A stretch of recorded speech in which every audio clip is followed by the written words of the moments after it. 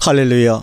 오늘도 전 시간에 이어서 오직 한 일이라는 빌립보 3장 7절과 9절의 말씀을 가지고 두 번째 시간을 함께 나누도록 하겠습니다. 진정한 회개가 나오면 욥도 그랬고 로마서에서도 바울이 그랬지만 입을 막습니다. 할 말이 없습니다. 무지한 말로 이치를 가려울 뿐이소이다 라는 고백이 나올 뿐입니다. 믿으라는 말은 통곡의 소리로 들어야 합니다. 코끼리가 한 번이라도 큰 덩치를 풀이 없어서 굶어 죽으면 어찌하나 걱정을 합니까? 그것들도 굶어 죽을 때가 있고 병들어 죽을 때가 있습니다. 그러나 하나님께 대해서는 염려하지 않습니다. 우리가 자연합니다만 가인에게서 시작된 성문화가 벽을 만들 뿐만 아니라 곡간을 만들었습니다. 왜냐하면 성이라고 하는 것은 자연과 격리된 상태이기 때문에 그렇습니다. 그래서 자연에서의 소출을 성벽한 창고에 저장을 해야 했습니다. 이것은 전부 두려움의 소치입니다. 선악과가 여기도 있다 그 말입니다. 모든 것을 해로 여기고 있느냐는 것입니다. 아직도 우리는 이것도 있어야 되고 저것도 있어야 되고 신앙생활도 중요하지만 이것도 저것도 다 헤아립니다. 복잡합니다. 그런 것들을 왜 무엇 때문에 하느냐 하는 것입니다. 이것은 참으로 기가 막힌 사실입니다. 우리는 하나님 앞에서 천국, 축복, 기도할 게 없습니다. 이거 어떻게 했으면 좋겠나는 것입니다. 사실상 기도하는 것 자체도 의심의 소치입니다. 불안해서 나온 행동입니다. 그래서 가증한 기도입니다. 시편에 나온 대로 참으로 가증한 기도를 우리는 너무나 많이 드리고 있으면서 믿음이 좋다고 스스로 자유하는 꼴이라니 정말로 보기에 답답합니다. 아마 천국에 가보면 틀림없이 꽃이나 잡초나 새나 미물이나 코끼리나 짐승들은 가득 있을지 몰라도 사람은 참으로 희귀할 것입니다. 난 가려면 꼭 그런 천국에 가고 싶습니다. 만약에 사람이 있다 해도 코끼리 수만큼 있든지 참새 수만큼 있든지 그럴 것입니다. 하나님께서 이 자연을 만드셨는데 하나님께서 만드신 천국은 자연스럽지 않겠습니까? 그들의 세계인데 아직도 하나님과 우리가 대화가 안 되는 것은 원칙적 차원에서 내용 전달이 제대로 안 되기 때문에 그렇습니다. 개념이 굉장히 아직도 달라 있습니다. 말이 안 통합니다. 동문서답만 해도 좀 괜찮은데 이것은 뭐 하늘과 땅이니 어떻게 합니까?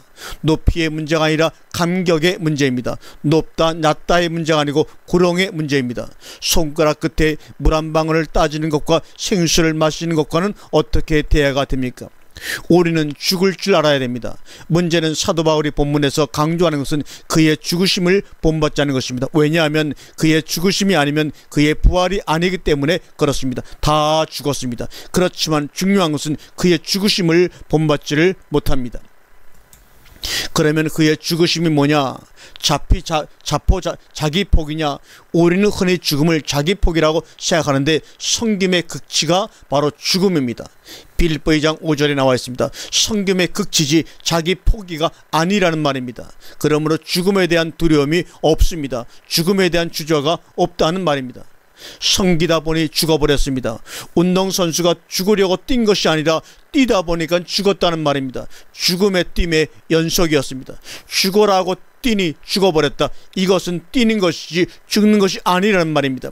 우리는 죽음을 기다리고 있습니다. 아, 죽음이 똑까 오는구나. 아닙니다. 예수님은 그런 죽음이 아닙니다. 성김의 극치의 상태, 성기는 그 자세로 끝까지 가다 보니까 그게 죽음이었습니다. 복종하다 보니까 죽어버렸습니다. 죽어버려야 됩니다. 신앙생활하다가 죽어버려야 됩니다. 고난의 코이노니아입니다. 이 고난의 코이노니아는 참여함이라는 뜻이 아닙니까? 사귐을 진실하게 가질 수 있어야 합니다. 우리가 그것을 피하면 안 됩니다. 사람이 좀 가난해야 재미가 있고 배가 고파야 신이 나지 항상 배부른 상태면 무슨 신이 나겠습니까? 헌 옷도 입어보고 움츠러도 보고 그래야 조금 나은 옷을 입으면 신이 나서 항상 좋은 옷만 입다 보면 칭찬도 가끔 들어야지 매일 칭찬드리면 이미 그것은 칭찬이 아닙니다. 그의 죽으심을 본받아 그의 고난의 참여함과 부활은 생각할 필요가 없습니다. 삶의 연속에 담은 죽음이라는 과정을 통과할 뿐입니다. 죽어도 살겠고 살아서 믿는 자는 영원히 죽지 아니하리라 똑같은 말입니다. 죽음이라는 과정을 통과하느냐 아니면 그냥 프리패스 하느냐, 죽음은 하나의 과정입니다. 예수님은 잠깐 쉬신 것입니다. 사흘 동안 그분은 죽었습니까? 아닙니다. 부활해서 살아서 다녔습니다. 갈릴리도 가시고 제자들도 만나고 다 만나셨습니다. 삶의 연속인데 다만 그 육체가 죽음이라는 과정을 통과한 것뿐입니다. 뭐 죽음이 대단합니까? 열차 타고 가다 보면 강가도 지나가게 되고 어떤 때는 터널도 지나가게 되는 것입니다. 가다 보면 과정입니다. 어떤 사람들, 생명을 소유한 사람들에게는 그분과의 관계성을 맺고 있는 사람들입니다. 그러나 그렇지 못한 사람들은 죽음이 끝입니다. 그래서 죽음을 두려워하는 것입니다. 이 코이노니아라는 말 자체가 섞인다는 뜻으로 그때 당시 굉장히 부정적으로 쓰였던 단어가 바로 코이노니아입니다. 호은학과 같은 개념으로, 그런데 성경에서는 이것을 좋은 의미로 사귐, 교제의 뜻을 갖게끔 변화가 되었습니다. 누구와의 교제가 되어서 그렇게 코이노니아라는 부정적인 단어가 아름다운 단어로 바뀌었는가? 그의 고난과의 교제라는 것입니다. 파테마, 고난이라고 하는 것은 고통, 그런 뜻입니다. 그 다음에 나오는 부활의 권능은 살 수 있다는 것입니다. 부활의 권능, 디나민테스, 아나스타세우스입니다. 부활의 권능은 살 수 있다는 것입니다. 살 수가 있습니까? 사는 기능이 있느냐는 말입니다. 예수님이 밤낮 40일 동안 물도 안 마시고 굶주리셨지만 40일 동안 사신 것은 내가 40일만 참아야지 하시고 산 것은 아닙니다. 대부분 금식하는 사람들이 견디면서 날짜를 채우지만 그분은 견디신 것이 아니라 사셨다는 것입니다. 그 증거가 무엇이냐면 하나님의 입에서 나오는 모든 말씀으로 살 것이냐입니다. 일용할 양식을 주옵시고, 우리가 무엇으로 사느냐는 것입니다. 오늘 아침에도 밥을 먹고 나왔으니까 내가 삽니까? 점심도 먹어야 되니까 내가 삽니까? 그것이 상관이 없는 상태가 됩니다. 배가 부른 것하고 마음이 가득 찬 것은 다릅니다. 배가 부르다고 다 우리가 행복한 것이 아닙니다. 그러나 배는 부르고 마음이 텅 비어 있으면 그 허전함을 누구도 견디지 못합니다. 배가 고프면 냉수라도 마시죠. 그러나 마음이 고프면 마실 것이 없습니다. 살 수 있어야 됩니다. 오늘날 사회가 우리들의 의식이 마지막 멸망으로 치닫고 있다는 것이, 그것은 무엇이냐면 모든 것이 있어야 된다는 사고, 모든 것이 많아야 된다는 사고, 모든 것을 가져야 된다는 사고입니다. 그래서 우리들에게 필요성이 자꾸자꾸 많아지면서 우리의 삶이, 우리의 정신이 너무나 복잡해져 포화 상태입니다. 그전에는 빨래를 손으로 얼마든지 해냈는데 현대인들은 빨래를 손으로 할 줄도 모르고 생각할 줄도 모릅니다. 꼭 세탁기가 있어야 됩니다. 그전에는 냉장고 없이도 얼마든지 음식을 해먹을 수 있었는데 이제는 꼭 냉장고가 있어야 됩니다. 그전에는 손으로 걸레질 했는데 지금은 꼭 청소기가 있어야 됩니다. 우리에게 필요한 것이 많다는 얘기는 우리들의 주인이 그만큼 많다는 얘기입니다. 내가 많은 것들에 사로잡혀 있다는 것입니다. 이것은 우리들 자신들의 결과적인 파멸입니다. 그런 것들에 의해서 내가 살아갈 수 있다고 하는 것은 내가 그만큼 약화됐다는 얘기입니다. 그런 줄을 모르고 계속 있어야 된다는 것입니다. 뭐든지 다 있어야 된다는 것입니다. 오늘날 우리들은 우리가 당연히 해야 할 역할들을 그러한 요소들에게 빼앗겨버렸고 우리 인간들 스스로가 그러한 문제점들을 자처한 것입니다. 돈을 주고 가서 땀을 배워야 합니다. 일은 하기 싫고 그렇다고 살찌기는 싫으니 살 빼는 것도 돈을 줘야 합니다. 얼마나 불행한 인간들이 되었습니까? 어디 코끼리가 살찐다고 헬스클럽에 가서 운동을 합니까? 그 어마어마한 덩치가 사람보다 더 빨리 달립니다.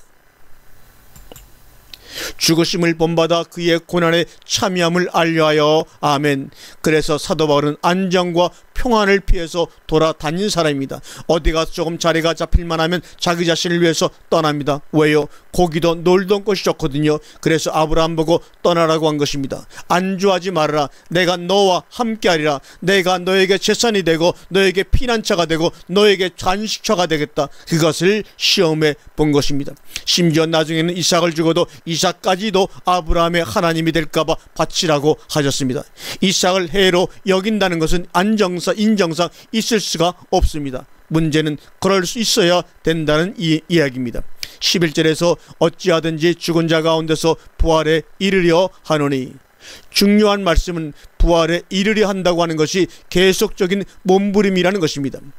어떤 상태로부터의 부활이냐면 죽은 자로부터의 부활입니다. 에크 네크론, 에크 죽은 자로부터, 에크 네크론 죽은 자들로부터의 부활입니다. 그러면 죽은 자는 무엇이냐면 사로잡혀 있다고 할 수 없는 상태, 그것이 바로 죽은 자입니다. 그런데 할 수 없는 죽은 상태에서 부활에 이른다는 것은 이긴다는 이야기인데, 그것은 할 수 있다는 것입니다.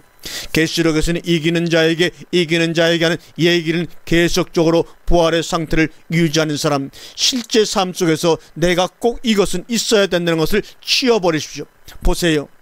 그러고서도 내가 넉넉히 해낼 수 있느냐 하는 것입니다. 하나님 한 분만으로 살아갈 수 있느냐 하는 것입니다. 굉장히 든든함이 되어야 합니다. 실제적으로 무엇이 되어야 합니다.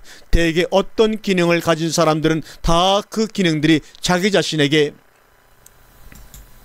어떤 든든한 요소가 됩니다. 그림을 잘 그린 하가는 자기가 그림을 그릴 수 있다고 하는 그 자체가 자기에게 굉장한 든든함을 줍니다. 그것을 많이 하려면, 그리고 그것을 자주 하려면 그의 고난과 코이노니아 해야 합니다. 그의 고난과 자주 사귀어야 합니다. 그래서 우리가 어떤 고통이나 고난이 올 때 그것을 부정적으로만 생각하지 마세요. 예컨대 테니스 선수가 공을 치는데 내가 넘긴 것을 상대방이 와서 내게로 넘어오게 하는 것, 그것은 예를 들면 내게의 고난입니다. 나는 그 고난이 네트에 걸리기를 바라고 상대방이 대받아 치지 못하기를 바랍니다. 그러나 그래버리면 나는 발전이 없습니다. 내가 정당한 평가를 못 받습니다. 그 사람의 실수지 네트에 고난이 탁 걸려가지고 내게 오지 않기 바라는, 그러면 그 순간은 잠시 평안하겠지요. 그러나 발전이 없습니다. 즉 죽은 자들로부터의 부활에 이르려 한다는 것을 12절에서 바울은 다음과 같이 말씀하고 있습니다. 내가 이미 얻었다함도 아니요 온전히 이루었다함도 아니라 오직 내가 그리스도 예수께 잡힌 바 된 그것을 잡으려고 쫓아가노라. 아멘. 여기서 바울의 신앙의 일취월장을 봅니다. 처음에는 소극적 입장에서 내게 유익하던 것을 해로 여기고 고난에 참여하고 부활의 권능을 알려하고, 그러나 이제는 적극적으로 그것을 쟁취하려고 하는 발걸음을 내딛습니다. 쫓아가노라, 붙잡힌 바 그것을 잡으려고. 그것이 바로 부활입니다. 살아있는 사람은 무엇을 잡으려고 합니다. 내디딥니다. 앞으로 가려고 합니다. 다시 말하면 현실에 안주하지를 않는다는 것입니다. 내가 얻었담도 아니요 이것도 안주입니다. 이루었담도 아니라 이것도 안주입니다. 왜요? 현재 입장에서 내가 얻었고 이루었죠. 그러나 그것을 안주할 수 없다는 얘기입니다. 그래서 신앙생활은 엄격히 말해서 개인적인 것입니다. 절대 개인적인 것입니다. 더 냉정히 말하면 자기 문제라는 것입니다. 그것의 가치성을 아는 것도, 그것의 가치성 알고 쟁취하려는 자세도, 이것은 시켜서 될 문제도 아니고 권유해서 될 문제도 아닙니다. 이것은 자기 스스로 하는 문제입니다. 그러면 구체적인 방법론으로 13절을 말합니다. 나는 나 자신을, 원문에는 에마우톤이라는 제기대명사가 있어 나는 나 자신을, 에코 에마우톤, 그런 말이 나옵니다. 형제들아, 나는 나 자신을 잡은 줄로 여기지 않는다는 것입니다. 못 잡았다고 생각을 한다는 얘기죠. 그러면 그렇게 하려면 어떻게 해야 되느냐? 뒤에 있는 것을 잊어버린다는 것입니다. 그러면 언제가 되냐? 현재는 뒤입니다. 그리고 바로 앞에 것은 다음이고 내일입니다. 그러니까 발을 한 걸음 내딛었으면 그 내딛은 순간이 현재인데, 그 내딛은 순간은 벌써 다른 발이 앞으로 나아간다는 얘기입니다. 그렇다면 내딛었다는 것은 뒤의 것이라는 것입니다.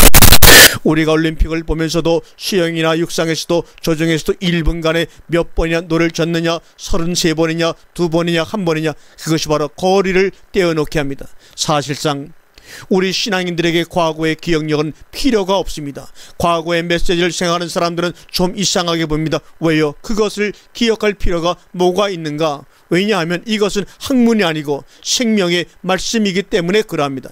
양식은 먹어서 소화시켜버리면 끝나버립니다. 과거에 내가 무엇을 먹었는다고 기억할 필요가 없고 자랑할 필요도 아무것도 없는 것 아닙니까? 먹고 소화시켜서 내게 그때 당시 에너지가 되어서 나를 하여금 한 걸음 뛰게 했으면 그 역할은 다 한 것입니다.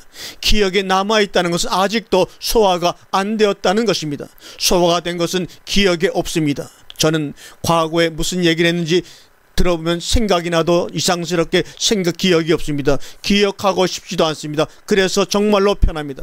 제가 과거에 무슨 책을 썼는지 책의 내용이 기억이 되지 않습니다. 아마 제 기억에 과거에 말한 것들이 다 남아있다면 말하면서 자꾸 이래서는 안 되는데 합니다. 초창기에는 그랬습니다. 교리적 개념들이 머리에 꽉 차가지고 아이고 내가 이 말하면 무슨 교리에 걸리고 무슨 법에 저촉이 되는데 그래서 안 해야지. 이제는 그런 것까지도 없습니다. 오늘뿐입니다. 양식이냐 지식이냐 하는 문제입니다. 오직 한 일입니다. 뒤에 있는 것 잊어버리고 여기서 잊어버린다는 말은 란다노라는 말에서 유래가 된 말로서 란다푸소마이라는 말입니다. 에피라는 전치사가 접두되어 완전히 잊어버리다, 깨끗이 잊어버리다는 뜻입니다. 그래서 바울은 나이 많은 노인이지만 그의 정신과 사상은 노인이 아니었습니다. 노인은 뒤를 쳐다보는 사람이고 젊은이는 앞을 쳐다보는 사람입니다. 모세도 앞을 쳐다본 사람입니다. 왜요? 해야 할 일이 있기 때문에. 어떤 것이 노인이냐? 정령 퇴직한 사람이 노인입니다. 정령 퇴직한 사람이 무엇입니까? 할 일을 잊어버린 사람입니다. 내일이 없는 사람이요, 내일이 필요 없는 사람입니다. 소망을 가지고 할 일이 있는 사람은 그 할 일을 해야 되기 때문에 생산적이고 활동적인 사람이 된다는 것입니다. 그것을 해야 되기 때문에 생명적 요소가 용출합니다. 몸 안에서 그로 하여금 그를 젊게 만들어냅니다. 앞에 있는 것을 잡으려고 여기서 잡는다는 말이 참으로 재미있는 것은 에페코테이노마이, 에피와 에테이노의 합성어입니다. 에크테이노라의 말은 손을 꽉 뻗다 그런 뜻입니다. 우리 과거 올림픽 수영 부분에서도 손을 뒤로 젖을 때가 있고 앞으로 손을 뻗을 때가 있는데 꼬린 지점에 와서 딱 보드판에 손이 닿는 순간 시계가 정지하는데 0.01초 차이로 순위가 결정되는 것을 보게 됩니다. 에페크테이노메노스, 완전히 뻗는다는 말입니다. 손끝에 닿기만 하면 잡으려고 하는 자세, 무엇인가 다릅니다. 확실히 이런 표현들을 보면 신앙의 경주자로서 앞서가려고 하는 그 자세 기본이 되어 있는 것입니다. 표현을 하는 것을 보면 그렇습니다. 앞에 있는 거 에프로스텐, 목적지를 잡으려고 쭉 뻗는 것입니다. 에페코테이노마이, 비욘드가 경기를 할 때 암스트롱은 전혀 의식도 하지 않았습니다. 아무것도 아니니까 자기하고 경쟁 상대만 의식하고 가다 보니까 엉뚱한 사람이 앞에 가는 것은 못 보았습니다. 왜 다른 사람을 보아야 합니까? 운동 경기나 신앙생활은 자기와의 싸움입니다. 하나님은 꼬린 지점을 다 정해 놓았습니다. 자기 자신에 대해서 얼마나 엄격하고 철두철미하나 별 수 없습니다. 자기 자신을 스스로 채찍질하지 못하면 신앙생활에서 남이 채찍질해주는 사람 없습니다. 사도 바울은 자기 자신과의 싸움에서 이긴 사람입니다. 그래서 자기 몸을 쳐서 복종시킨다고 고백합니다. 메시지를 전하는 자나 메시지를 듣는 자나 천국을 향한 경주는 똑같이 하는 것입니다. 자기 자신과의 싸움입니다. 더더욱 결과는 세계에서 내놓으라는 선수들이 다 모여서 같은 장소에서 같이 해보는 것입니다. 그래서 심판의 판정을 받는 것인데 하나님의 나라도 마찬가지입니다. 커트라인이 있습니다. 그래서 한정수를 말하고 있지 않습니까? 그 부분에 대해서 우리는 신경 쓸 필요가 없습니다. 몇 명의 손에 들어가느냐, 본선 질주하느냐는 우리가 신경 쓸 필요가 없습니다. 다만 우리가 그때까지는 자기 자신과의 싸움에서 최정상을 달린다고 생각해야 됩니다. 우리는 최선입니다. 선할 선이 아닌 앞선 선입니다. 나중에 전체 모인 자리에서 어느 정도냐 하는 것은 그때 심판자가 있는 입장에서 상급을 결정하는 것입니다. 중요한 것은 예선 탈락이 안 되어야 합니다. 신앙생활도 똑같습니다. 기본에서 탈락하면 안 됩니다. 그러면 기본이 무엇입니까? 성경이 바로 우리들의 기본입니다. 성경적이냐 아니면 성경을 인간적으로 보느냐? 성경은 성경 자체로 보아야 됩니다. 성경을 끌어내리려고 할 필요도 없고 끌어올리려고 할 필요도 없습니다. 우리가 지금 바울 사도의 서신을 읽고 있는데 이것을 보면서 내 자세가 지금 어떤가? 제가 여기에다가 다른 해석을 절대로 붙이지를 않습니다. 원문을 읽어가면서 그분의 상태가 어떻다는 것만을 얘기하고 있습니다. 그러면 그분의 상태를 읽어가면서 나는 어떤가만을 보면 그대로 앞에 앞서 가신 분입니다. 이 사람 어디로 보나 우리보다 앞서 가신 분입니다. 현재도 앞서고 있는 분입니다. 이 본문 입장에서 이것이 바로 성경의 바이블의 기준입니다. 성경적이어야 된다는 것은 성경을 그대로 읽으면서 내 실력이 비춰져서 바로미터가 나와야 됩니다. 다시 말하면 단어 하나하나를 표현하는 데 있어서도 말입니다. 예를 들면 좀 전에 읽은 에페크, 테이노마이 같은 단어에서도 우린 에피를 떼어버립니다. 내가 얻었도함도 아니요 람바노입니다. 내가 붙잡으려고 하는 것은 카다 람바노란 얘기입니다. 예를 들면 우리는 카타를 안 묻혀요. 뭐가 점잖으냐면 그냥 람바노가 점잖아요. 카타는 좀 골치 아프고 뭘 그럴 필요가 있냐는 그럽니다. 그러나 사도 바울은 카타를 붙이고 에피를 붙였다는 말입니다. 람바노 기준 세상에서 카타를 붙이는 사람만 앞서갑니다. 에크테이노 상태에서 에피를 붙이는 사람이 앞서갑니다. 헬라어가 합성어를 많이 쓰고 있다는 것은 바로 그 자세를 어떻게 강하게 표현하느냐 하는 것입니다. 더욱이나 신앙생활하는 신앙의 선수들 입장에서는 매일매일 끊임없는 연습이 중요합니다. 다시 말하면 간단히 없어야 된다는 것입니다. 끊어지는 간격이 없어야 된다는 것입니다. 왜냐하면 생명은 자람이니까 자람이라는 것은 하루도 순간도 빠짐없는 연속입니다. 뒤에 있는 것을 잊어버리고 앞에 있는 것을 현재 분사입니다. 그것은 두 발이 달리는 형식입니다. 한 발이 앞에 갑니다. 앞에 가서 닿자마자 또 한 발이 앞에 갑니다. 그리고 다음 발은 곧 떼어서 뒤로 보내고 그 다음에 또 다른 발이 앞으로 나가고 뒤에 있는 것은 잊어버리고 또 앞에 있는 것은 잡으려고 계속해서 현재 분사입니다. 14절에 표대를 향하여 쫓아가노라. 에이스토 무엇을 위해서 표대를 향하여 그렇게 쫓아갑니까? 그리스도 예수 안에서 하나님께서 위에서 부르신 부름의 상을 위해서입니다. 그렇기 때문에 15절에서는 호소이 그러므로 우리는 모두 누구든지가 아니라 호소이 1인칭 복수관계 대명사로서 우리들은입니다. 어떤 우리들이냐면 텔레오이를 이루었다고 하는 우리들은 이렇게 이것을 생각하라. 투토 어떻게 생각합니까? 온전히 이루었담도 아니요 얻었담도 아니라고 하는, 그래서 잡으려고 쫓아가고자 하는 그와 같은 것을 생각하라는 것입니다. 그리고 만일 너희 가운데 달리 생각하는 자가 있다면 또한 이것을 카이투토 아버지께서 나타내실 것이다. 아포칼루세이 나타내실 것이다. 16절에서 우리가 어디까지 이르렀든지 그대로 행할 것이라. 여기서 스토이케오를 쓰고 있습니다. 이 스토이케오는 일렬로 정돈해 가지고 군대가 행진하는 그런 형식을 말할 때 스토이케오라는 헬라어를 씁니다. 그런 자세, 그런 의지를 가지고 계속해서 가라는 것입니다. 다른 것은 나타내실 것입니다. 이것은 하나님의 소관입니다. 그때 필요하면 나타내 주십니다. 그 자세로 우리는 그대로 가라는 것입니다. 스토이케오 행진하라는 말입니다. 그리고 17절에서 너희는 나를 본받는 자가 되라. 무엇을 본받습니까? 바울 사도의 이러한 신앙 정신을 본받으라는 것입니다. 이런 신앙의 자세를 본받으라는 것입니다. 그렇게 말할 수 있습니다. 또 그렇게 말할 수 있는 분이라는 사실입니다. 열매는 칠선의 결과라고 하는 것을 우리가 상식적으로 너무나 잘 압니다. 이 칠선이라고 하는 것은 연속적 사항입니다. 채선에서 단해라고 하는 것은 없습니다. 그래서 열매 입장에서 운이라든지 행운이라든지 기적이라든지 이런 것은 있을 수가 없습니다. 우리가 열매를 맺고자 하는 신앙생활을 목표로 삼고 있는 사람들이 기적을 바라지 말아야 된다는 것은, 기적이라고 하는 것은 깜짝 쏘이지 그것이 어떤 결실을 맺는 경우가 없습니다. 우리는 열매를 맺고자 하는 자들입니다. 또 우리가 왜 열매를 맺어야 되느냐 하면 열매를 받았기 때문에 그렇습니다.